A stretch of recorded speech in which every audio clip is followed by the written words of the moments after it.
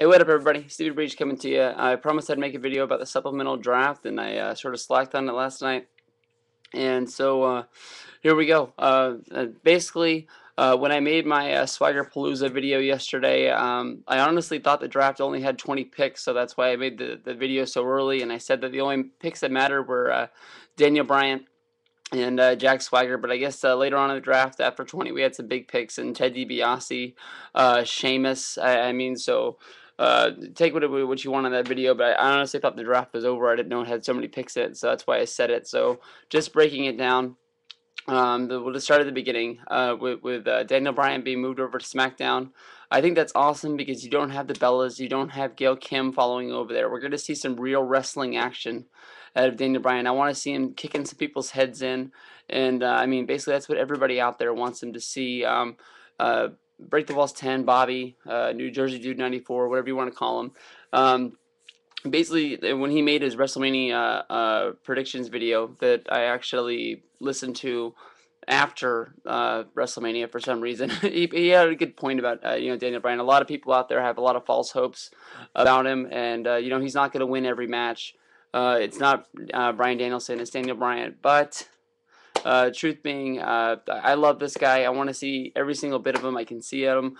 Once he lost the U.S. title, he lost a little bit of steam on Raw, so hopefully he can pick that back up on SmackDown.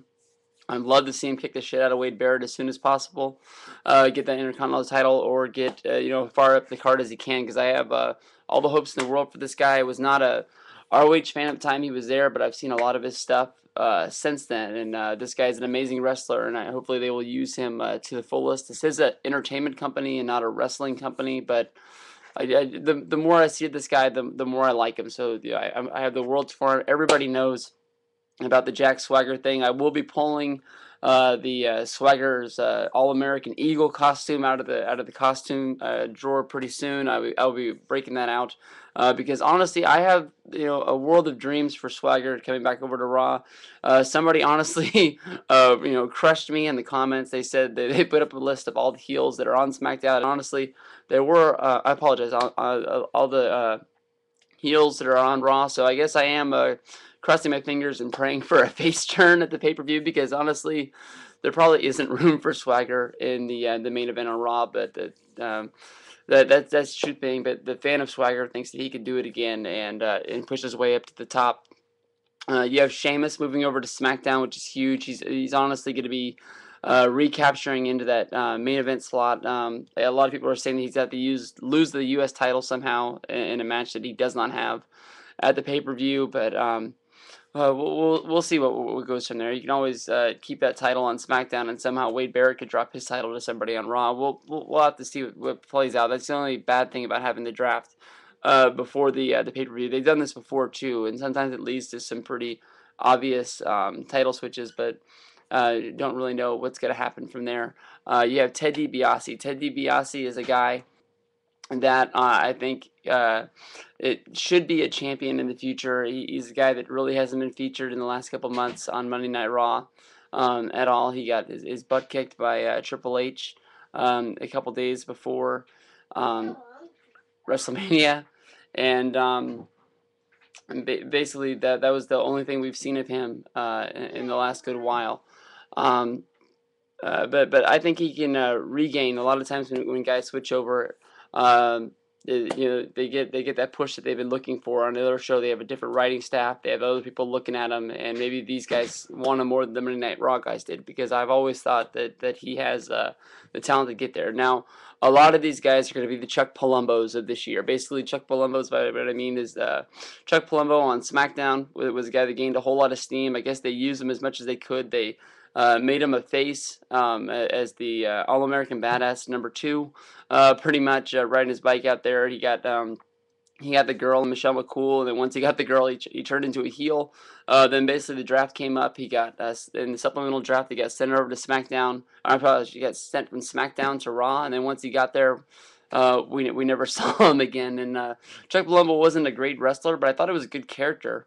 And I was really hoping to see it on Raw, but I guess the Raw writing staff had nothing for him. So basically, a couple months later, they finally just gave him his release and sent him home. With that, I mean like guys like the Usos and Kurt Hawkins. These are guys that we're never going to see again. Basically, if you're on Superstars for SmackDown and you get moved to Raw, there's no room for you. You got nowhere on there. I apologize, JTG.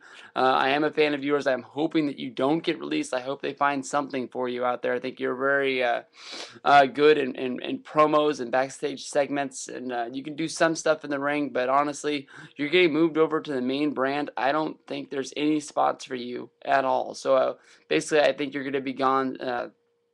Sooner than later for a lot of you guys. So that's the one thing about the supplemental draft. You had chicks in there like I saw Natalya got moved, Tamina got moved, Alicia Fox got moved. Basically, the Diva division on one show isn't better than the other. So if you got moved over, basically you got nothing.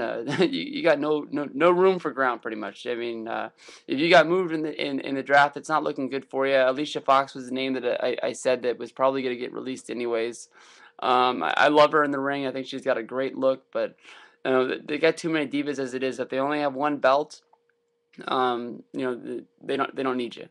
Somebody brought up a good point of copying TNA and bringing a Divas tag belt and trying to use that on SmackDown and the Divas belt on Raw. Trying to see if they can give more time for these girls. Basically, the WB never has and never will give these girls time. If you think about it, the best time the Divas division ever had is when they had Trish Stratus, Mickie James, Lita, whatever year that was in, and they didn't get time as it was, so. I have no hope for the Divas division. I love it when I see it sometimes. Most of the time I hate it.